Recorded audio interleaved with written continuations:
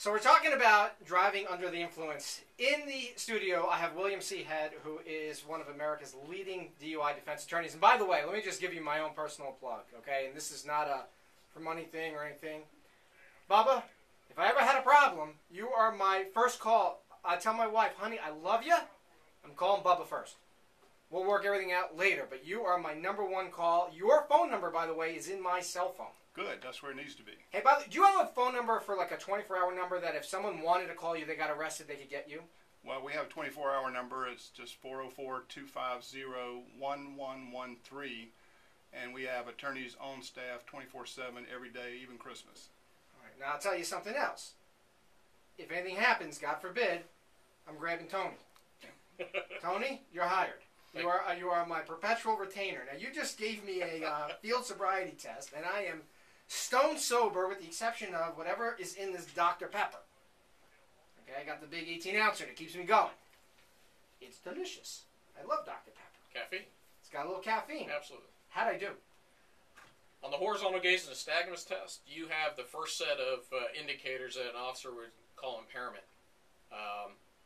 And what is that horizontal gaze test that you are giving? It's an eye test given. It's involuntary jerking of the eyes as they gaze to the side. It's the finger test. It's Everybody's the finger test. The finger, you see it go back and forth. Yeah, it goes back and forth. And what the officer's looking for, first of all, is whether or not your eyes have the ability to following a moving object smoothly. And your eyes did not do that. Okay, all right. So, and I'll tell you, I got nervous. We got into this role real quick, and I was like, oh my God, this guy's going to arrest me. But so you have 2 out of the 6 possible clues Okay. officers would look for in your eyes already, and that's stone cold sober. Right. So what that tells me is just ingesting a little bit of ethanol, those clues would multiply very quickly. And then you gave me 2 walking tests. I had to do a 9-step test, like heel to toe, and then I had to do a raised foot test. How did I do on those 2 tests? The walking test, you didn't do very well. You are very nervous. We're in a studio right now, and it's just the 3 of us. Right. What are you scared of? You! Are you kidding me? He doesn't even have a badge or a gun or mace or anything. First off, have you shook his hand? It's like an iron vice, okay? If he gets a hold of you, you got big problems. And secondly, I got you watching me. Buford's videotaping me. And I know that I look dopey and dumpy as I'm trying to walk. Who walks heel to toe? No one walks heel to toe. It's not natural. No, it's not. My legs are so fat I can't get the right foot in front of the left. You were trembling, you were nervous, you were shaking. I almost fell over. Number 3, you almost fell over. You raised your arms for balance. You stopped walking. You said I only raised my arms more than a length of a $1 bill. That's nothing. That's it. 6 inches or greater. That's all it takes.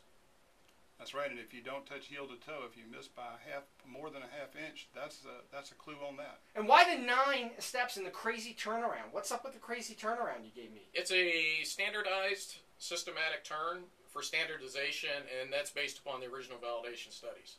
All right, then you made me hang my foot up. That was impossible. I had to lift my foot up of my choice, and then I had to count 100, or 1001, 1002, 1003 to 30. You swayed all over the place, raised your arms for balance. I almost went down like a folding chair. Absolutely. We had the film going. We were hoping that was going to happen. You were. That's very nice. Thank you. So now, given my 3 performance levels, am I in cuffs? Based upon HGN by itself, no.